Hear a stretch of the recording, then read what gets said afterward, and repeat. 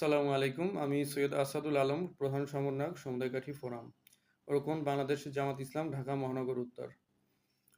গত ১৩ তারিখে জুলহার Mecca Medina আ নুরানি মাদ্রাসার প্রধান শিক্ষক হাফেজ মাওলানা মোহাম্মদ শরীফ, বাংলাদেশ জামাত ইসলাম ওলামা বিভাগ সমুদায়কাঠি ইউনিয়নের সভাপতি, তার বরাবর একটা চিঠি আসে।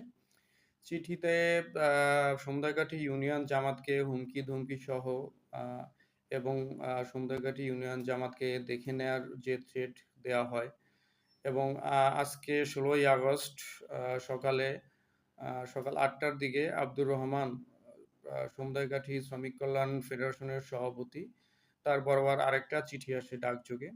চিঠিতে আব্দুর রহমান এবং সমুদায়কাঠি ২ নং ওয়ার্ড আ সভাপতি মাওলানা মঞ্জুর হুজুর বরাবর নানা ধরনের হুমকি-ধমকিমূলক বক্তব্য থাকে এবং সর্বশেষে আব্দুর রহমানের কাছে ৳৫০,০০০ চাঁদা দাবি করা হয়। তো উক্ত চাঁদা দাবিকারী অথবা চিঠি প্রদানকারী সেখানে জয় বাংলা স্লোগান লেখা ছিল। তারপরে হচ্ছে শহীদ জিয়ার আদর্শের কথা উল্লেখ ছিল, তারেক রহমানের কথা উল্লেখ ছিল। আসলে সর্বোপরি আমরাও বুঝতে পারতেছি না এটা কে বা কারা করেছে।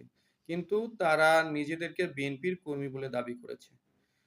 বিষয়টা আমরা সমুদায়কাঠি ইউনিয়ন বিএনপির সভাপতি আব্দুল মজিদ খান, ইউনিয়ন বিএনপির সেক্রেটারি মোহাম্মদ আক্তার হোসেন, তাদেরকে জানিয়েছি। আমরা থানা বিএনপি নেতৃবৃন্দের কাছে জানিয়েছি। আমরা থানা প্রশাসনের কাছে জানিয়েছি এবং অভিযোগ দাখিল করেছি। সর্বোপরি যে বিষয়টা আমরা বলতে চাচ্ছি যে ৫ই আগস্টের পরবর্তী সময় এই ধরনের ঘটনা অত্যন্ত নিন্দনীয় ঘটনা। আমরা যেখানে সবাই মিলেমিশে থাকার প্রত্যয় ব্যক্ত করি সবসময়, আমরা যে পরিবর্তন চাই, আমরা যে সংস্কার চাই, সেখানে উল্টো আমরা একে অন্যকে হুমকি-ধমকি দিচ্ছি। মতের পার্থক্য হলেই আমরা তাকে সহ্য করতে পারতেছি না। আমরা আলেমদের গালিগালাজ করতেছি। মতের পার্থক্য হলেই আমরা আলেমদের গালিগালাজ করতেছি। আমরা ইসলামিক দলকে গালিগালাজ করতেছি। তো এই যে বিষয়গুলো আমাদের ভিতরে যে প্র্যাকটিস হচ্ছে, এটা আমাদের সমাজের জন্য ভালো কিছু না। আমরা ওভারঅলি সবকিছু তীব্র নিন্দা জানাচ্ছি। আমরা প্রশাসনের কাছে সুষ্ঠু বিচার দাবি করতেছি। আমরা বা আমাদের ভ্রাতৃত্ব সংগঠন, আমাদের মজলুম সংগঠন দীর্ঘ ১৭ বছরের একসাথে